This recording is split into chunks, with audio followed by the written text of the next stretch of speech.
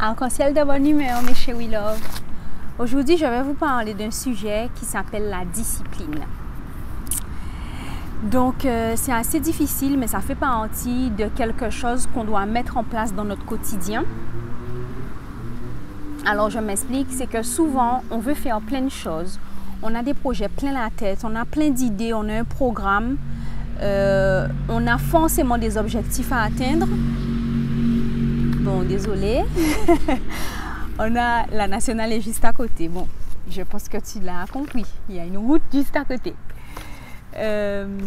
Du coup, on a des objectifs plein la tête, mais on n'a pas de plan. On n'a pas de plan d'action.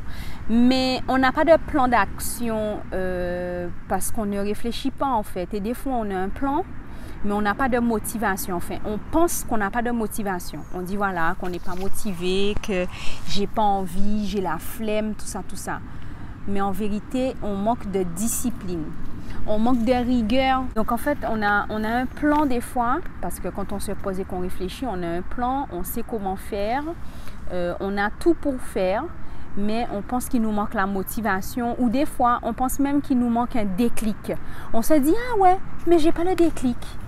Ou bien voilà, j'ai la flemme, machin, mais en fait, non, c'est pas ça. Et c'est plutôt une question de discipline. Donc, on manque de discipline et bon, des fois, on manque de rigueur et de fermeté. Mais aujourd'hui, on va parler de discipline. Et il est essentiel que tu apprennes à te discipliner. Donc, on doit se discipliner soi-même. Ça fait peur de parler de discipline parce qu'on pense qu'on va se soumettre à des règles qui sont un peu comme à l'armée en fait, quand on passe à la discipline. Mais moi, je te parle plus de la conduite. Quand je parle de discipline, je parle de la conduite qu'on s'impose dans le sens du devoir, la maîtrise de soi, comment on doit s'organiser, quelle méthode on doit utiliser pour arriver à atteindre nos objectifs. Alors oui, c'est difficile de s'organiser, oui, c'est difficile de trouver une méthode, mais c'est possible. Pour commencer, l'autodiscipline demande de gros efforts. Donc tu vois, dans ton fond intérieur, la petite voix va te dire des fois « Ah non, reste encore 5 minutes au lit, tu as le temps. » Il y a une petite voix qui va commencer à râler à l'intérieur. Il va vraiment te falloir un mental d'acier, quoi. Parce que ton cerveau va toujours vouloir rester dans sa zone de confort. Mais un faux confort en fait, hein. Un confort où finalement tu repousses tellement à après ce que tu as besoin de faire que finalement tu te retrouves à faire le truc dans l'urgence et c'est pire parce que qui dit urgence dit souvent travail bâclé.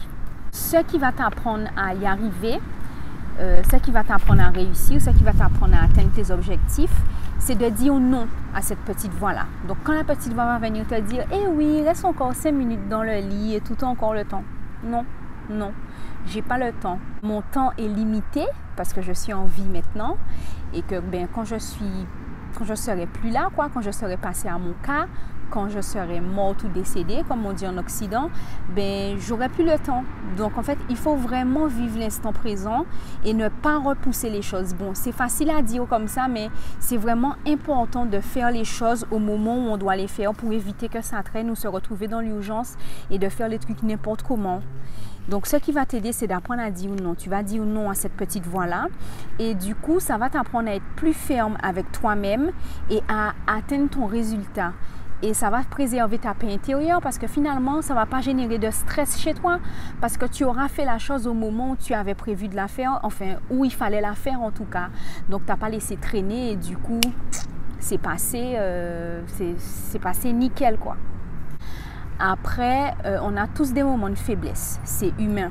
Et moi, j'ai pris l'habitude de toujours vous envoyer un arc-en-ciel de bonne humeur parce que c'est important de rester dans les hautes fréquences pour toujours réussir à relativiser, à positiver. Après, je ne dis pas que tout est beau pour moi, hein. On a tous des problèmes. Moi-même aussi, j'ai des faiblesses, j'ai des défauts. Je suis loin d'être parfaite et je sais que je ne peux pas plaire à tout le monde. J'ai fait la paix avec tout ça et j'avance. Donc, toi aussi, chez We Love, il faut que tu prennes ton courage à deux mains et que tu avances et que tu puisses alimenter avec des pensées positives, avec des choses que tu as réussi à faire, avec tout ce que tu peux garder en toi qui était bon pour toi et qui était bon pour ta façon de faire et dans ta manière de vivre, toutes ces choses-là, ça, tu dois les conserver pour te permettre d'avancer parce que oui, tout n'est pas tout beau, on ne vit pas dans un monde de bisounours, mais à un moment donné, la discipline devient indispensable, surtout qu'on a l'impression d'avoir des états dépressifs, qu'on a l'impression de toujours être dépassé, de toujours être overbooké. En fait, ça, c'est un problème d'organisation et c'est souvent parce qu'on dit oui à des choses auxquelles on devrait dire non. Voilà. Alors moi, je suggère de rester concentré sur ce qui fonctionne, sur ce qui va, au lieu de ruminer ce qui ne va pas. Parce que le fait de ruminer ne va pas résoudre les problèmes. Si tu n'es pas prêt à passer à l'action chez We Love et à mettre en place un plan pour pouvoir réussir, ça ne sert à rien de penser sans arrêt à ce qui ne va pas. Il faut réellement mettre en place des choses et s'organiser pour aboutir, en fait, pour atteindre ses objectifs.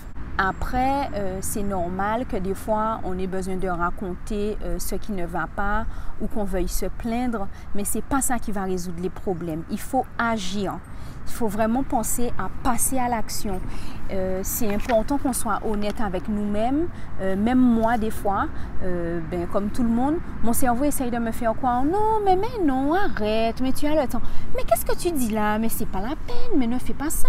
Mais ça sert à rien. Pourquoi tu vas t'embêter à faire ça? Mais c'est trop compliqué. » Alors qu'en fait, c'est un truc super simple. Hein. C'est juste que le faire me fait sortir de ma zone de confort et du coup, le cerveau a décidé que c'était compliqué. Mais c'est faux. Alors toi aussi, chez We Love, il faut vraiment que tu arrives à chasser les dialogues intérieurs négatifs, que tu arrives à sortir des croyances limitantes et que quand tu as décidé de faire ça, voilà, je dois faire ça là, avant telle date, c'est toujours bien de se bloquer une date, un jour, de se bloquer sur son planning, en fait, se dire, voilà, là, c'est ma deadline, mettre une date limite, voilà. Et tu te fixes une date limite et puis bon, si tu n'as pas réussi, à la rigueur, tu peux repousser à 2 jours, mais c'est toujours important de se fixer une deadline parce que sinon, après, c'est la porte ouverte à toutes les fenêtres, on n'en finit pas et on n'avance pas. Donc moi, je te propose de faire un exercice rapide. Tu notes sur une feuille les points que tu veux améliorer. D'accord? Moi, par exemple, il me manque encore de la fermeté. Parce que des fois, je veux résoudre les problèmes des gens qui sont orgueilleux ou qui ont de l'ego. Et en fait, ces personnes-là, tant qu'elles-mêmes n'auront pas fait la paix avec eux-mêmes, parce que l'ego et l'orgueil, c'est un mal-être profond qu'on a au fond de nous, tant qu'elles-mêmes, elles n'auront pas fait la paix avec leur fort intérieur, je ne pourrais pas les aider, même si je veux, tu vois. Et c'est comme moi, tous les jours, je me bats avec mon ego, je me bats avec mon orgueil, parce que c'est des sentiments qui veulent nous pourrir la vie. Après, des fois, ça laisse entrer la colère, la haine, la jalousie, l'envie. Et toutes ces émotions qui sont en fait des ressentiments ne nous aident pas à avancer. C'est des choses qui nous alourdissent et qui nous empêchent d'avancer. Pour avancer, on a besoin d'être léger. Donc, je disais, tu prends ta feuille, tu notes les points à améliorer et ensuite, tu mets la feuille quelque part où tu vas la voir souvent. Alors, j'ai pas envie de dire dans ton armoire, mais soit devant ton miroir. Bon, si tu vis seul, bon, aller dans la salle de bain. Mais si tu es en colocation ou que tu ne veux pas forcément que la personne avec qui tu partages ta vie, je dis ton compagnon, mais voilà, la personne avec qui tu partages ta vie voit ça parce que tu estimes que ça fait partie de ton jardin secret, alors dans ces cas-là, tu le mets dans quelque chose que tu ouvres régulièrement. Peut-être un livre que tu lis, tu mets ta liste dedans ou tu places ta liste dans ton portefeuille, comme ça, à chaque fois que tu prends ta carte bleue pour payer, tu vois la liste. Parce que ça, c'est un moyen de programmer ton cerveau, donc de manière inconsciente. Si tu veux, c'est presque comme une façon de jouer sur le subliminal. De manière inconsciente, tu vas t'organiser pour activer les leviers et agir.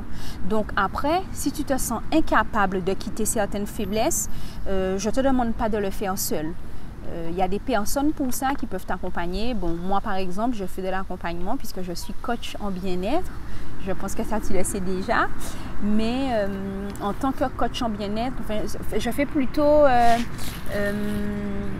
c'est plus entre l'accompagnement et le consulting. Alors, je dis coach parce que c'est le mot, mais je me sens plus à l'aise de dire accompagner parce qu'en fait, je te donne les méthodes, mais si tu ne les appliques pas, c'est pour ça que je dis accompagner. Si tu ne les appliques pas, je ne vais pas venir avec une baguette magique ou bien avec un petit bâton et mon chapeau de gendarme derrière toi pour te faire les appliquer. Il faut à un moment donné que tu puisses t'autodiscipliner. Donc voilà, même si mon métier c'est de t'aider, je t'accompagne, je fais des sessions de 6 mois à peu près pour accompagner et pour mettre en place l'autodiscipline et atteindre tes objectifs. Mais à un moment donné, chez We Love, à un moment donné, il est vraiment essentiel que pour sortir dans la situation dans laquelle tu es, ce qui ne te convient pas comme situation, il va falloir que tu fasses quelque chose que tu n'as pas l'habitude de faire pour obtenir un résultat que tu n'as pas l'habitude d'avoir. Voilà. Donc, des fois, il va falloir, entre guillemets, te sacrifier ou investir beaucoup plus de temps, investir peut-être beaucoup plus d'argent ou peut-être investir beaucoup plus d'énergie. Mais dans tous les cas, il va te falloir investir pour pouvoir arriver là où tu veux aller.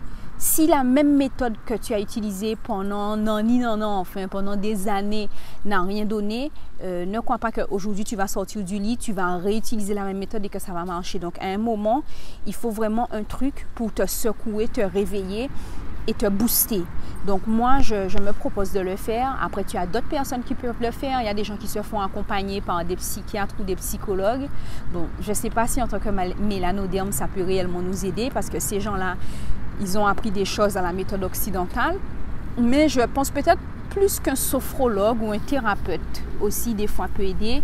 Mais il y a aussi des personnes comme moi qui accompagnent et qui peuvent t'aider chez We Love à prendre en main ce que tu as laissé filer ou ce que tu as l'impression de laisser partir.